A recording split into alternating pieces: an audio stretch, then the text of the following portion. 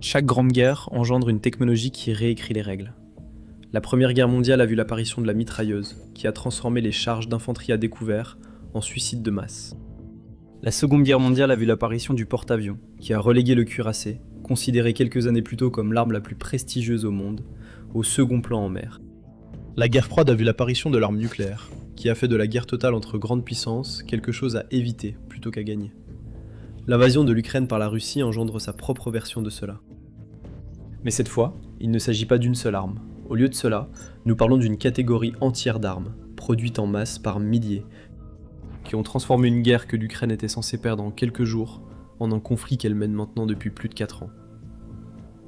En février 2022, la Russie a envahi l'Ukraine et a pratiquement commencé à préparer le défilé de la victoire dès que ses premiers soldats ont franchi la frontière. De nombreuses évaluations des services de renseignement occidentaux suggéraient que Kiev pourrait tomber en quelques jours, ou, au maximum, en quelques semaines. À l'époque, l'Ukraine ne recevait pas les armes les plus récentes de l'OTAN, ni les systèmes conçus pour gagner une guerre de haute intensité. À la place, elle recevait principalement du matériel plus ancien, que les Alliés pouvaient céder. Une grande partie de ce matériel était déjà prévue pour la mise à la retraite. L'Ukraine a reçu des véhicules blindés vieux de 80 ans, des pièces d'artillerie retirées du service et des avions de chasse qui étaient ouvertement remplacés par des modèles plus récents. Tout ce qui prenait la poussière dans un entrepôt de l'OTAN, l'Ukraine risquait de le recevoir, dans le cadre de dons généreux. Mais tout soutien était bon à prendre, car l'Ukraine n'avait rien à elle. C'était le point de départ. 4 ans plus tard, ce même pays forme désormais les armées de l'OTAN, fournit au gouvernement allié des technologies de champ de bataille et accueille des dirigeants de la défense occidentaux qui veulent apprendre comment l'Ukraine fabrique des armes plus rapidement et à moindre coût qu'eux. Et il y a un changement, plus que tout autre, qui explique comment cela s'est produit. L'Ukraine s'est transformée en principal laboratoire mondial de la guerre par drone. Et elle l'a fait plus rapidement que quiconque, y compris son propre gouvernement, ne s'y attendait. Nous devons commencer par expliquer pourquoi l'Ukraine n'avait pas d'autre choix que de devenir un développeur d'armement. La force d'invasion russe était numériquement supérieure à celle de l'Ukraine, dans presque toutes les catégories traditionnelles.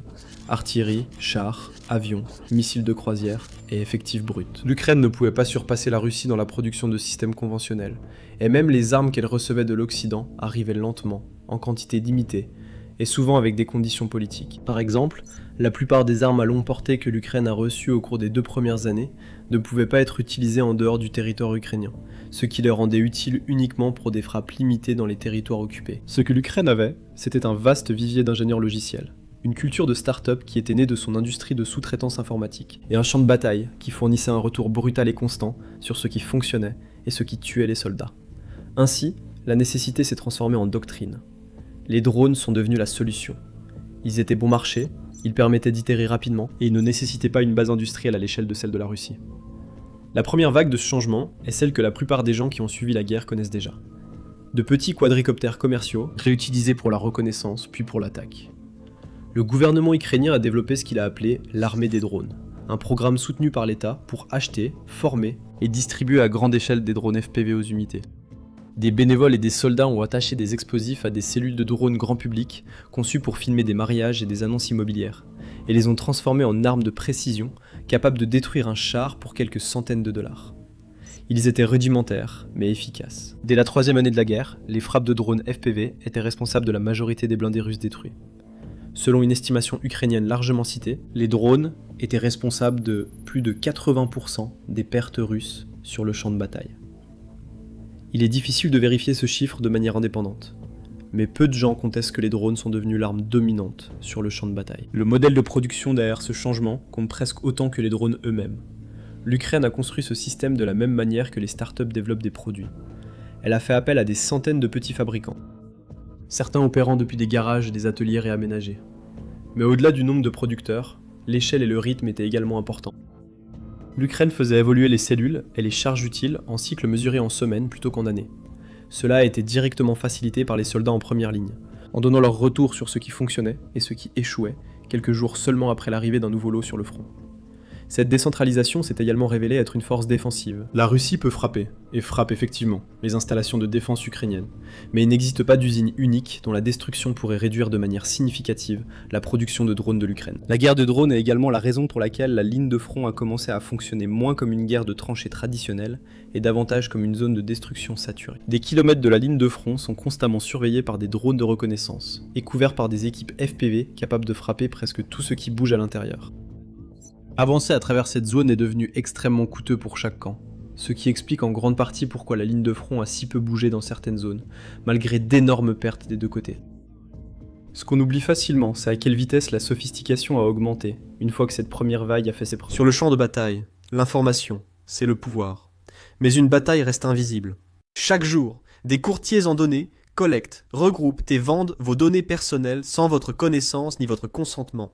Notre sponsor du jour, Incogni, vous aide à effacer ces données de centaines de bases de données en seulement quelques clics. Vos données personnelles et familiales, comme adresse et téléphone, pourraient être en ligne sans que vous le sachiez. Cela peut entraîner des appels indésirables, des arnaques et des vols d'identité. C'est dangereux pour vous et votre famille. C'est pourquoi j'utilise Incogni. Incogni trouve automatiquement où vos informations personnelles sont exposées et envoie des demandes de suppression en votre nom. Ils ne peuvent pas vous nuire s'ils ne peuvent pas vous trouver.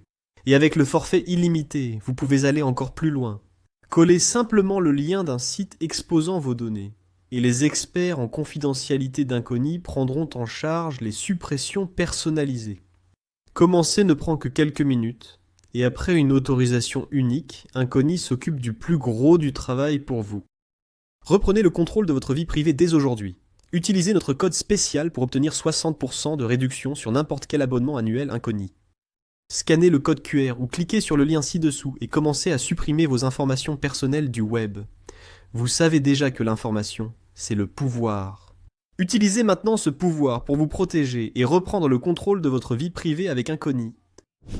L'Ukraine ne s'est pas arrêtée aux quadricoptères chargés d'explosifs. Elle a commencé à développer des familles de drones d'attaque dédiés, comme la série FP de systèmes d'attaque à usage unique, spécialement conçus pour une portée plus longue et des charges utiles plus lourdes que tout ce qui était disponible dans le commerce. Il s'agissait de munitions conçues localement, pensées dès le départ pour être produites en masse et pour frapper des cibles que l'Ukraine ne pouvait pas atteindre avec son stock actuel de missiles, comme les dépôts de carburant, les entrepôts de munitions et les bases aériennes situées en profondeur sur le territoire russe.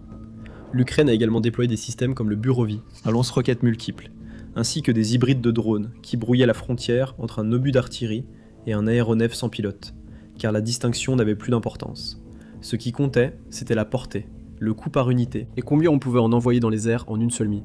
En mer, l'Ukraine faisait également face à un problème qui semblait insoluble sur le papier. Elle n'avait presque plus de marine après les premiers mois de la guerre, tandis que la flotte russe de la mer Noire disposait encore de croiseurs, de sous-marins et de la capacité de bloquer les exportations de céréales ukrainiennes. La réponse de l'Ukraine fut la famille Magura, de navires de surface sans équipage, des bateaux drones rapides, à faible silhouette, bourrés d'explosifs, guidés à distance et suffisamment bon marché pour être perdus en grand nombre sans que cela ait d'importance. Et ces bateaux drones ont accompli quelque chose qui aurait semblé absurde en 2022. Ils ont forcé une flotte composée de véritables navires de guerre à se retirer de la majeure partie de l'ouest de la mer Noire. Les navires russes qui patrouillaient autrefois librement au large des côtes ukrainiennes ont commencé à opérer depuis des ports plus à l'est, hors de portée des bateaux drones. Parce que perdre une corvette ou un navire de débarquement face à un bateau sans pilote qui coûtait une fraction du prix de la cible n'était pas un échange que la marine russe pouvait supporter.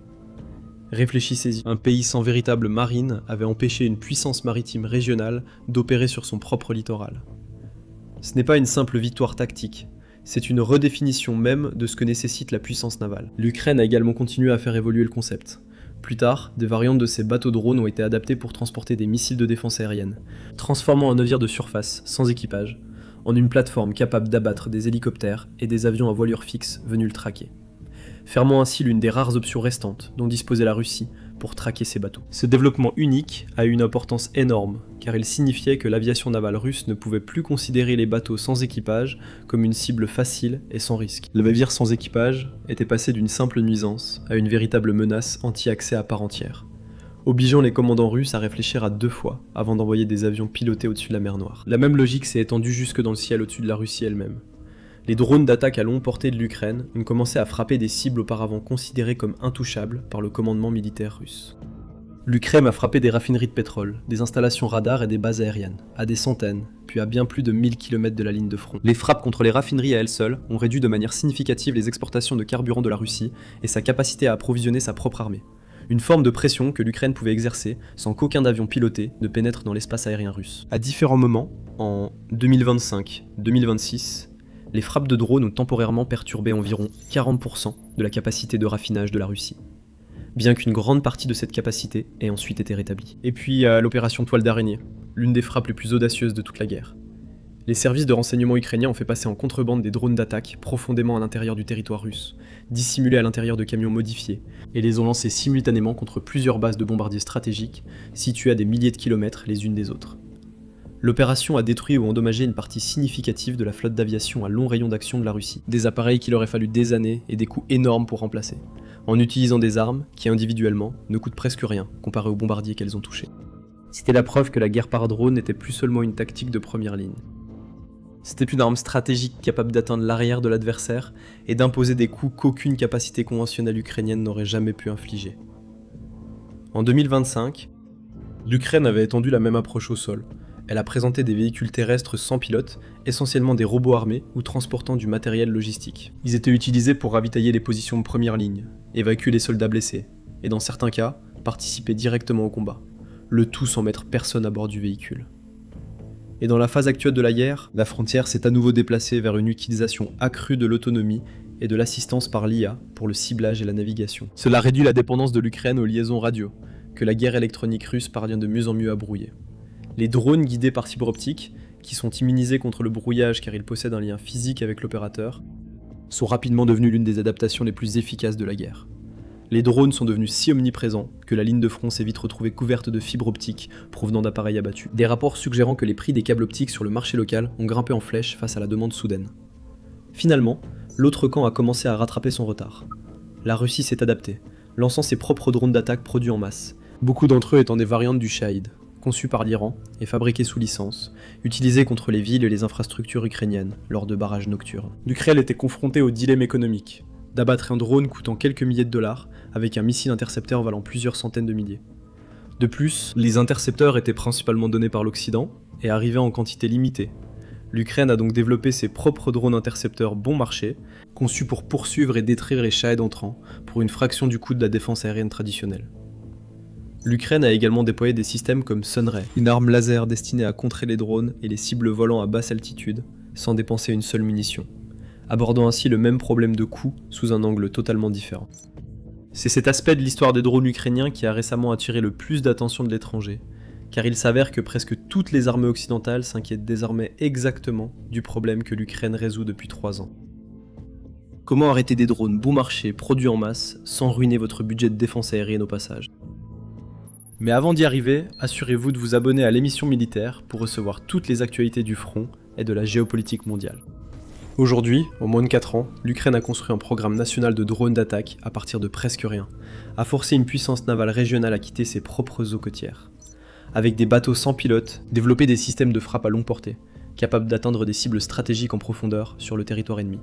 Conçu une défense anti-drone économie, que le reste du monde étudie désormais, et intégré la robotique terrestre à une utilisation courante sur le champ de bataille. Chacune de ces avancées, prises séparément, serait un accomplissement remarquable en temps de guerre.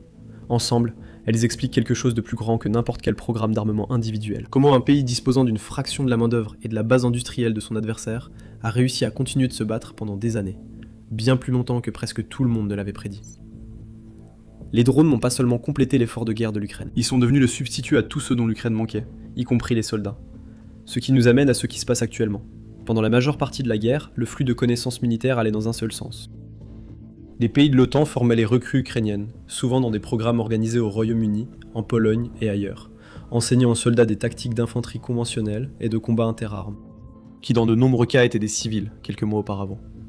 Mais de plus en plus, ce n'était plus à sens unique. Les troupes ukrainiennes, suivant des programmes d'entraînement occidentaux, auraient remis en question des tactiques qui fonctionnaient sur un terrain d'entraînement de l'OTAN, mais qui, face à la reconnaissance par drone russe et à la rapidité de riposte de leur artillerie, auraient coûté la vie à quelqu'un. Ce faisant, ils ont réinjecté des leçons tirées du front pour améliorer l'efficacité de ces programmes. Lorsque la Pologne a ouvert un nouveau centre d'entraînement pour les soldats ukrainiens, son propre ministre de la Défense a déclaré que l'échange de leçons se ferait dans les deux sens, la Pologne tirant autant parti de l'expérience du champ de bataille ukrainien qu'elle n'apporte de formation. C'est un aveu remarquable de la part d'un membre de l'OTAN, mais le pays dont les soldats viennent se former est devenu, à bien des égards, la partie la plus expérimentée de cet échange. L'Alliance a également créé le Centre conjoint d'analyse, de formation et d'éducation pour l'Ukraine, ou JATEC, spécifiquement pour tirer parti de ces leçons tirées des combats réels et les intégrer dans la manière dont l'Alliance dans son ensemble se prépare aux conflits futurs. Les drones ukrainiens sont désormais utilisés pour des tests, pour déterminer si les unités de l'OTAN peuvent résister au type de saturation par drone auquel les forces ukrainiennes font face chaque jour sur la ligne de front. L'Ukraine envoie également ses propres instructeurs dans les écoles de l'armée allemande, pour enseigner ce que ses soldats ont appris. Le Danemark a fait venir des spécialistes ukrainiens des drones pour aider à développer sa propre capacité de lutte anti-drone. La Pologne a annoncé une nouvelle flotte de drones conçue explicitement autour de l'expertise ukrainienne. Il ne s'agit pas de quelques programmes d'échange isolés. C'est un schéma que l'on retrouve chez plusieurs membres de l'OTAN, tous arrivant à la même conclusion. L'Alliance estime que l'Ukraine a appris des choses sur la guerre moderne qu'aucun de ses membres n'a eu l'occasion d'apprendre par eux-mêmes. Car aucun d'entre eux n'a combattu un adversaire de même niveau, avec une telle intensité pendant des années. Il est également important de souligner à quel point la situation est inhabituelle. L'Ukraine n'est pas membre de l'OTAN. Elle a passé toute la guerre à demander à l'Alliance des armes, des munitions et des systèmes de défense aérienne, qu'elle ne pouvait pas produire assez rapidement par elle-même. Et pourtant, le président du comité militaire de l'OTAN décrit ce même pays comme un exportateur net de capacités de sécurité. C'était plus qu'un simple compliment diplomatique. Cela reflétait une évaluation plus large, partagée par plusieurs gouvernements de l'OTAN. Les opérateurs de drones, les ingénieurs et les unités de première ligne ukrainiens ont accumulé un savoir-faire opérationnel qu'aucun exercice en temps de paix n'aurait pu produire. L'intérêt pour la technologie ukrainienne a suivi la même trajectoire que l'intérêt pour les tactiques ukrainiennes. Elle s'est accélérée pour une raison précise. Lorsque le conflit entre Israël et l'Iran s'est intensifié et que les États-Unis se sont retrouvés directement impliqués dans l'interception des attaques de drones et de missiles iraniens, les forces américaines et alliées se sont retrouvées confrontées exactement au même problème que l'Ukraine avait déjà passé des années à résoudre. Comment se défendre contre un grand nombre de drones bon marché et jetables sans épuiser son stock de défense aérienne composé d'intercepteurs coûteux conçus pour un autre type de menace. Ce moment aurait provoqué un regain d'intérêt étranger pour les drones intercepteurs à bas coût de l'Ukraine et pour l'expertise opérationnelle que ces équipes de défense aérienne avaient acquise en contrant les salves nocturnes de drones Shahed. Les responsables ukrainiens ont déclaré que leur technologie et leurs conseillers sont désormais utilisés dans cette région, fournissant précisément le type d'expertise anti-drone qui, il y a quelques années, n'existait nulle part à l'échelle de l'Ukraine. L'Ukraine aurait mené des discussions avec les États-Unis pour ce qui a été décrit comme un accord de grande envergure sur les drones, dans lequel l'Ukraine partagerait sa technologie de drone éprouvée au combat et son savoir-faire en matière de fabrication, tout en achetant d'autres catégories d'armes auprès de fournisseurs américains en échange. L'accord reconnaît essentiellement que l'expertise de l'Ukraine en matière de petits drones a dépassé ce que l'industrie de la défense américaine a pu déployer à un coût comparable. C'est un renversement notable du schéma habituel dans l'acquisition d'équipements de défense, où c'est généralement la petite économie en guerre qui supplie ses alliés plus puissants de lui donner accès à leur système. Ici, ce sont les membres de l'OTAN plus grands et plus riches qui font la queue pour accéder à ce qu'un pays, encore sous bombardement actif, a réussi à construire. Dans la plupart des cas, ces accords impliquent la mise en place de la production de drones conçus par l'Ukraine sur le sol du pays partenaire, plutôt que l'expédition de matériel ukrainien fini à l'étranger.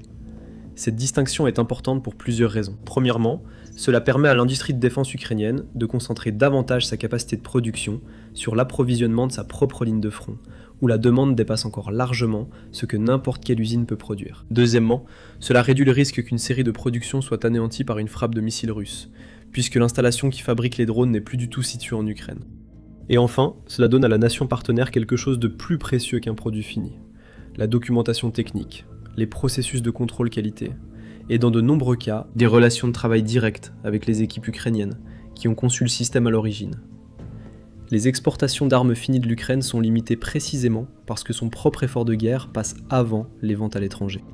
Mais ce modèle de transfert de production permet à Kiev d'étendre son influence technologique sans détourner les drones dont ses propres soldats ont besoin au front. Ce serait une erreur de considérer tout cela comme si l'Ukraine était devenue totalement autosuffisante.